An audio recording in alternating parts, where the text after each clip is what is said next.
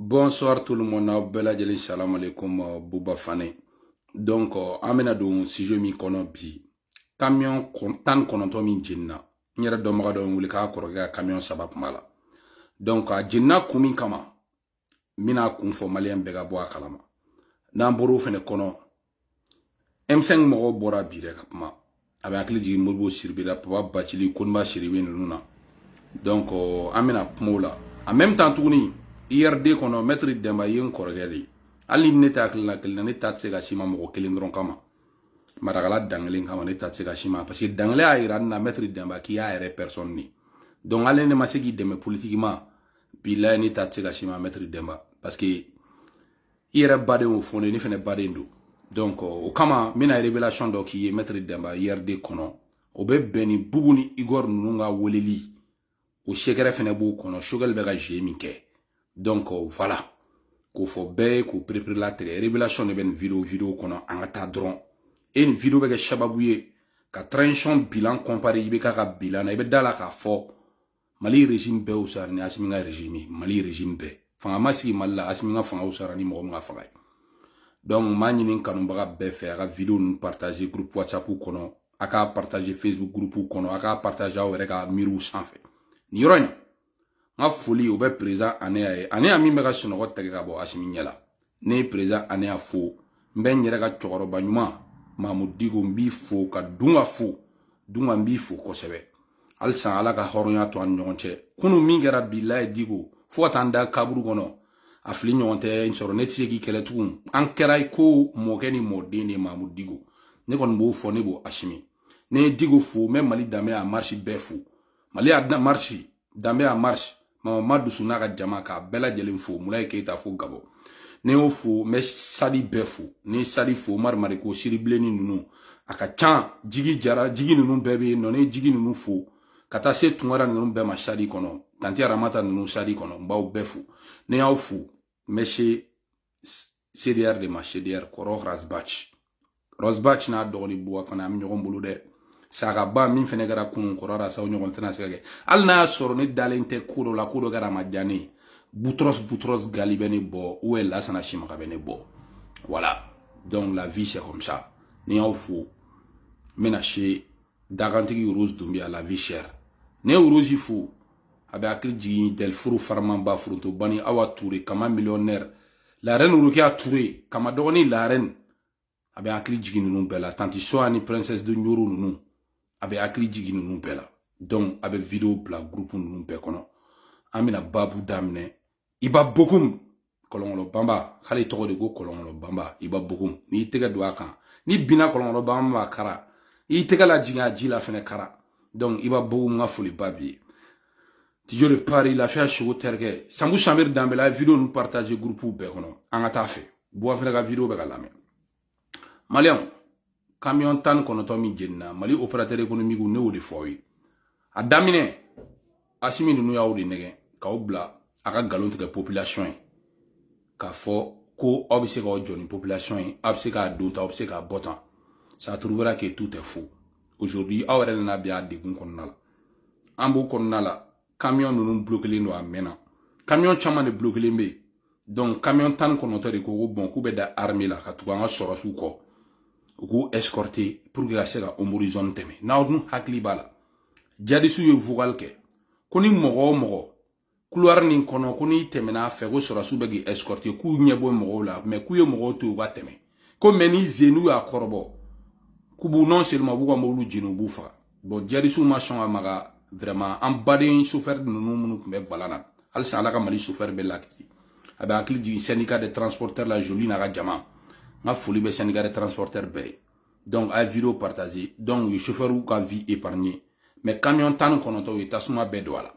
anyeba la commentaire ou la do rebe ga fo ko non ko camion tan kono to ma escorte suis galondo parce que dans zone de danger kono trusu qui se manga bobo par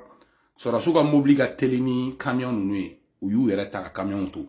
ou era ta camion to ou bulla ta camion to de tienne be là-bas no de fo asimi munu be forona oluga barate glen yede munu spécialisé len do camion escorte la forsati mogo force spécial mogo olu be ga asimi garder wa premier 200 000 francs ku ko bo asimi kere fede wata camion nous escorter parce que bi gawgaw aklo bena bega ni vidéo partager gawgaw fane ka lame gawgaw wa aklo bena u kelen ko aw tege bamako la gawka tise ka ta bi transport la ki be bo gaw ki mina mopti kuma te ka se chegu ma ki ta bamako à la fin ni marchandise te ka se gaw kongo mina gawka o be faka donc gaw société civile ay bo ko nye blembo ashimina parce que dongo do vidéo manu mana bo ka foko l'armée monte en puissance utu miri abeka kongo minke utu miri ka fo ko atseka na nyeda aga chunya na bo bamako wa somo munu be bamako tseka na nyeda awka donc ni avion dun c'était bay avion c'était bay donc a vidéo partager gawka o bega la me donc nama bo société civile ki nye blembo asimina ou ka ombori sira ndaele pour que mobile se ka ta ko balo da ma chuga mina sinon nous te sire wa avion son RC tout yi warte jamana kesu kono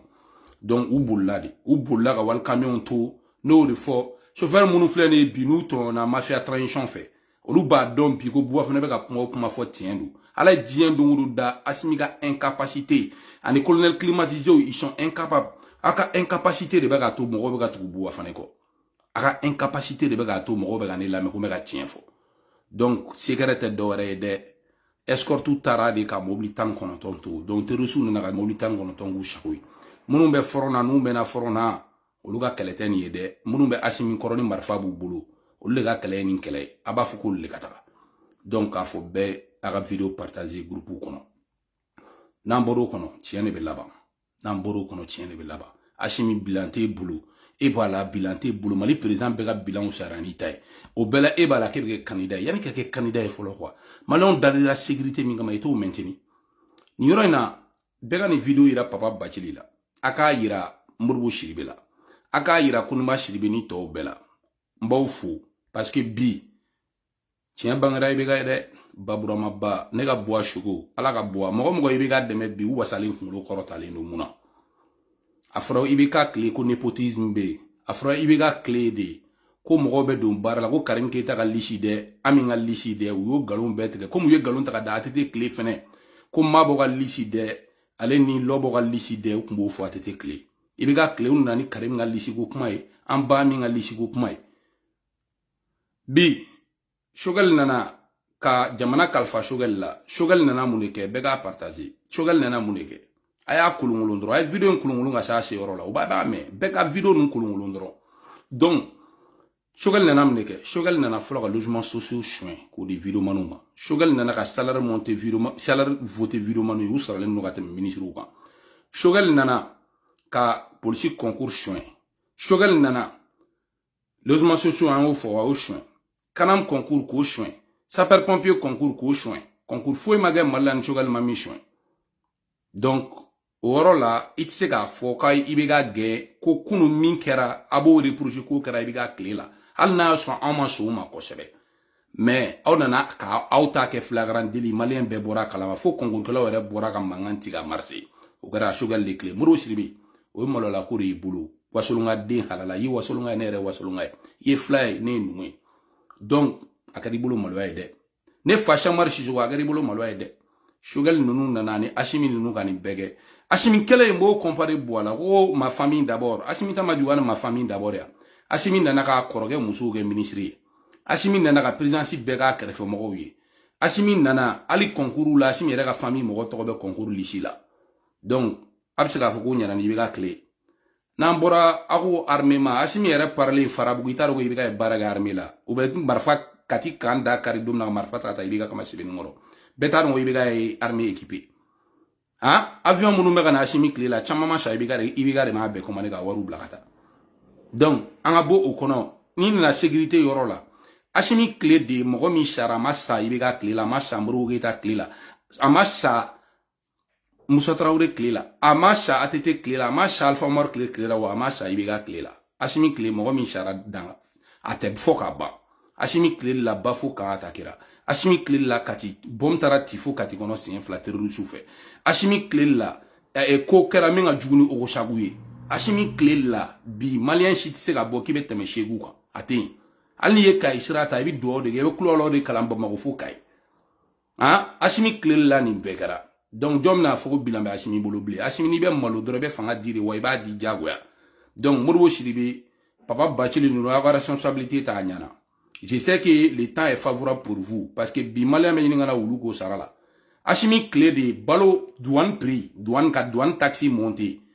Ama delga ke mali histoire là. Achimi clé douane taxi ben niveau mina président ama delga mali taxi keti. Achimi clé mali ka dese ka produit subventionné akara achimi clé la ko parce que warte caisse kono.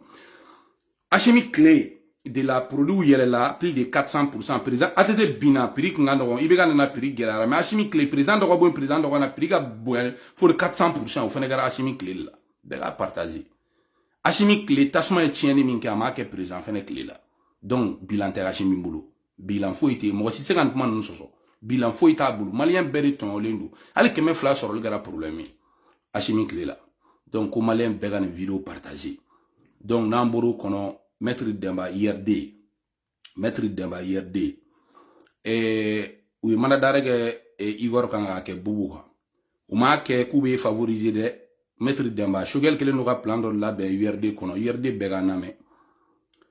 ni Assimi no ya genga bo premier ministre la amina IRD no utiliser pour ki kalebe ke jagwa candidat parce que propagande mbada kona bala France bala CEDEAO aba kono ba ke président Maître Demba ka zu ni Assimi a tugu aka fanga ka biaga magotala ka shogel toy donc shogel be URD sama ko Assimi ni Assimi nga candidat de URD candidat donc ko tient be flé ou be Assimi yere de URD candidat fene URD ba reconnu comme leur candidat ou bi dribbler donc il coloche de Maître Demba ou kan il piéger il faut qu'il ni ga base fene ga nyele donc papa Bachili nunu a responsabilité mta nyana bubu chiché ibise dien association de mouvement fena aya bela wuli sisa aya bela wuli anga organiser ganya ARP chama Kulubali tonton Moribo Soumare nunu mon père chama Iber Kulubali Fadin Toro tonton Moribo Soumare nunu ay ARP réveillé Tereta cadre des partis politiques